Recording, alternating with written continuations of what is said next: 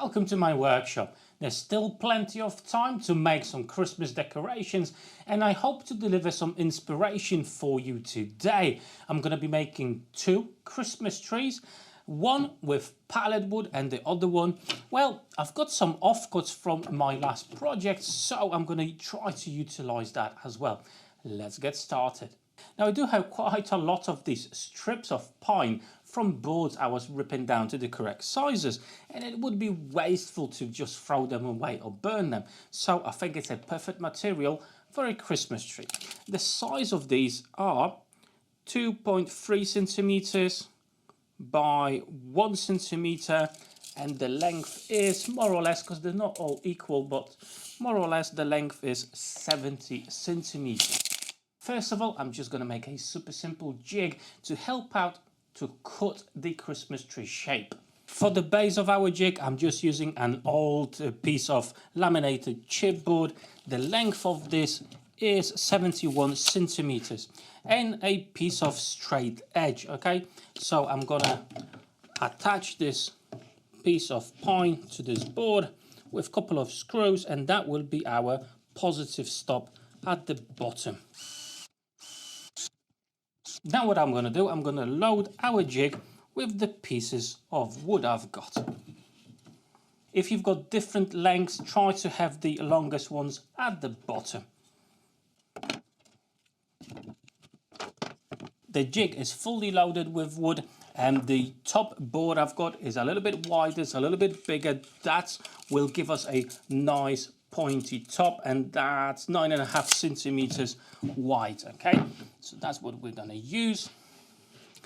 What we're going to do now, I'm just going to flip it around so I've got better access to this. And what we need to do is to clamp everything down so it's nice and stable. And now we can add the end onto our jig so everything's nicely compressed in the middle.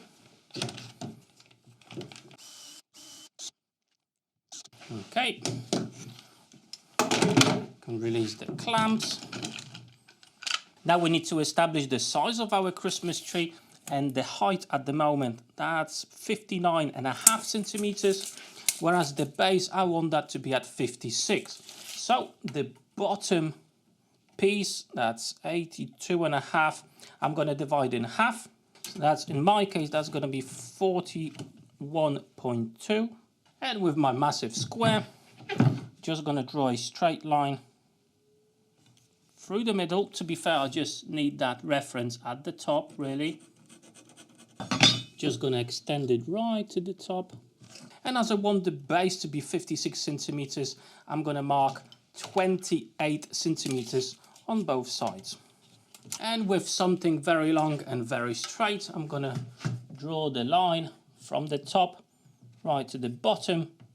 That's going to be my point of reference when I'm going to be cutting it out with my track saw.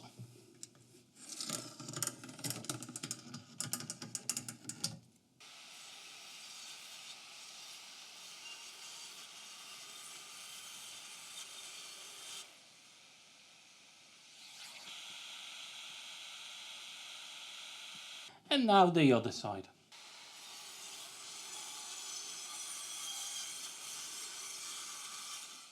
And there you go, we've got a perfect shape of a Christmas tree. Now the way I'm going to connect everything together is with a threaded rod. So these will be able to swivel, but you'll see that bit later on. So what I need to do now is to pre-drill every single bit. I'm going to be using my pillar drill to do that.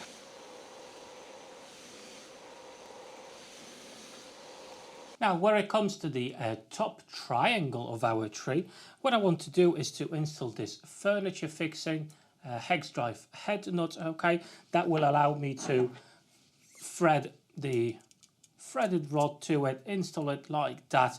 I think it's just the easiest and the best way to sort that out. However, obviously that would be very difficult to pre-drill on a pillar drill, so I'm just using my vise and my drill to pre-drill a hole for that.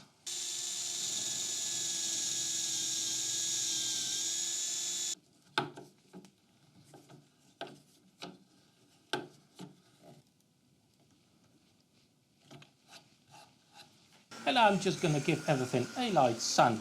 You can do it with a random orbital sander, anything like that. I'm just using this Triton one as it's just a little bit easier and quicker for me. Now you could leave the wood as is in a natural colour, however you can go a little bit more funky with this. I've got 5 different types of wood dyes that I'm going to add to the design.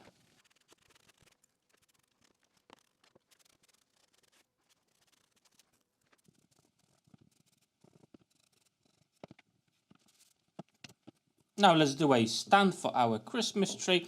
I've got this piece of pine, is 4 centimeters wide. The thickness is 19 millimeters. So first of all, I'm going to select a piece that's 20 centimeters long and 2 more pieces that are both 8 centimeters long.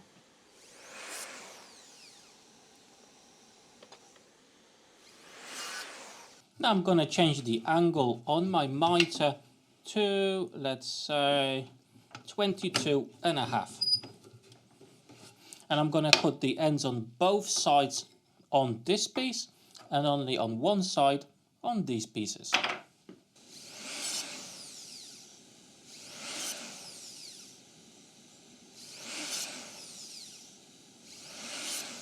I'm also going to be using this 18mm dowel. I've actually made it myself on a router table.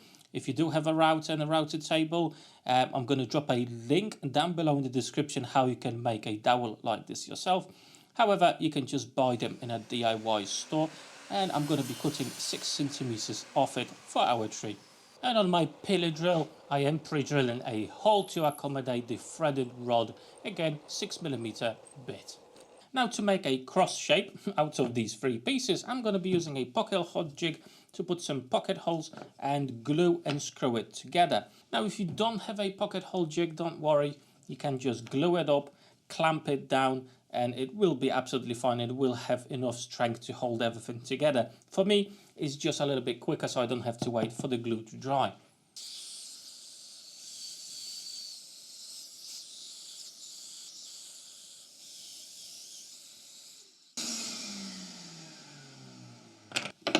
So let's assemble this cross.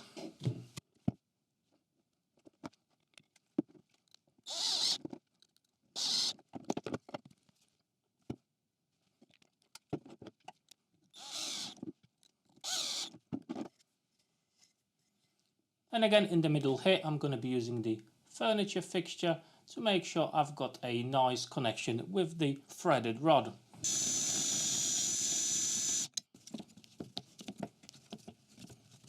And now a bit of that boring and tedious job in this case, adding some sort of a finish. Now I'm going for a wax, furniture wax, however you can use whatever you want, a varnish or anything you've got in your workshop will do just fine. Okay, let's start putting the Christmas tree together.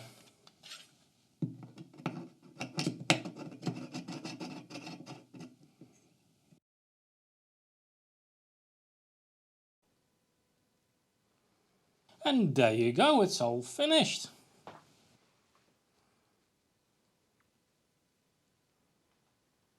Well, I have to say, it actually came out better than I thought it would. And, you know, if you're feeling artistic, you may try to put them in a different type of order. Let's see how it's going to look like this. And there you go, what do you think? Quite unique, and you can actually hang something on this. Very interesting piece and a really unique Christmas tree. Fully recommend this project if you do have some offcuts lying about in your workshop. For the second tree, I am using pallet wood. If you are using pallet wood or wood that you're not sure where it came from, always use a bit of a magnet, go around the perimeter of the board just to make sure there's no metal in it, as you can ruin your blade or your saw as you're going to be cutting it out. First of all, on my table, so I'm going to be ripping the boards to 4 centimeter strips. The first top cut angle needs to be at 40 degrees, so I've set up my miter saw to 40 degrees. The first top piece will be at 15 centimeters long. Every next piece will be 2.5 centimeters longer. So that will be the top of our Christmas tree, and now the bottom here needs to be at 50 degrees. Usually the miter saws will go right up to 50. In my case, that's what it is. So now I'm going to flip the board over like that. The angle is facing me and I'm making the 50-degree cut. Now remember, this doesn't have to be 100% accurate, as it is all about the rustic look. Now we do have the 50-degree angle already here, so I'm now swapping over to 40 again, marking 15 centimeters, and from this position I'm flipping the board over again and making the cut.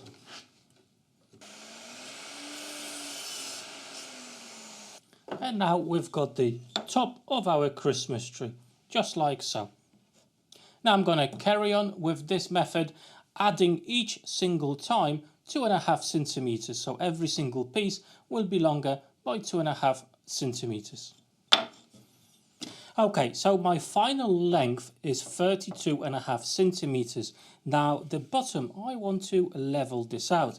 And the easiest way I found to do this, as I said, it doesn't have to be super accurate. It's about rustic look. So that's my 45 cut out over here. So I need to find how long the 50 degrees will be. Easiest way to do it without any calculations, just bury it up to the bottom one, make a mark, and then go back to your miter saw and make the cut.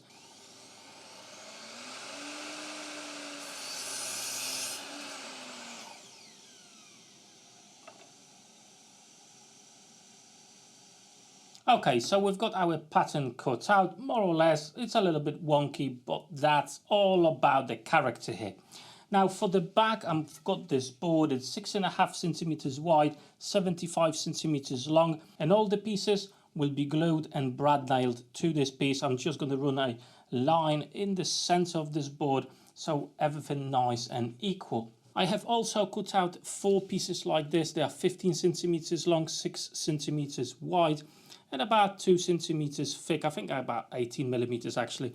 These will create the legs, but I'll show you how that's going to work.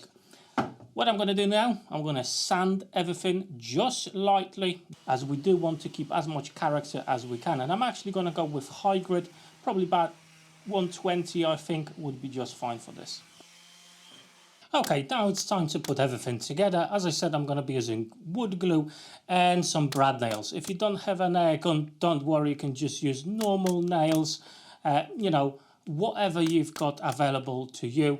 To be fair, you can just glue the whole thing up and don't use any fasteners. Obviously, it will be a little bit difficult to make sure everything's aligned correctly, but definitely not impossible.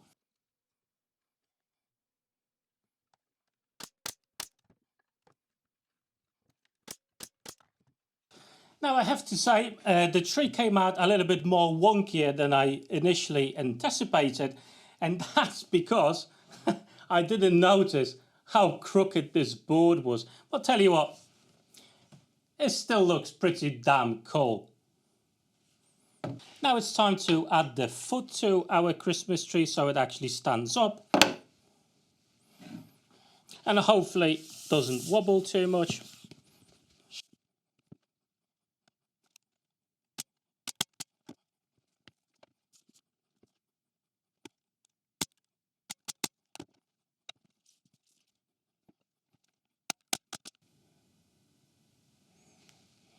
And again, as a finish, I'm going to be using some furniture wax just to give it a bit of protection.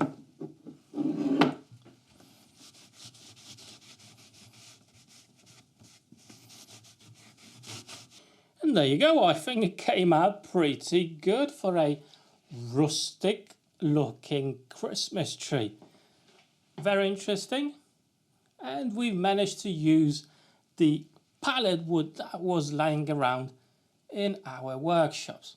Really nice, cool little design and super simple to make.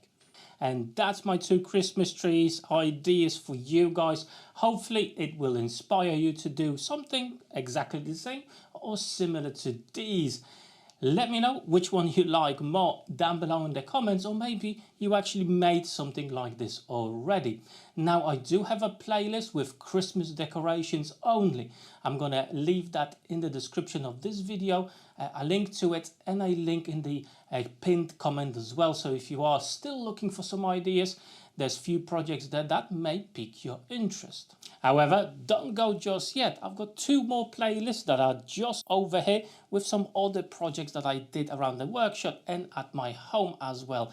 More or less some DIY stuff. So go and have a look and maybe you'll find your next video to watch there. Hopefully I'll see you on one of those videos there. Take care.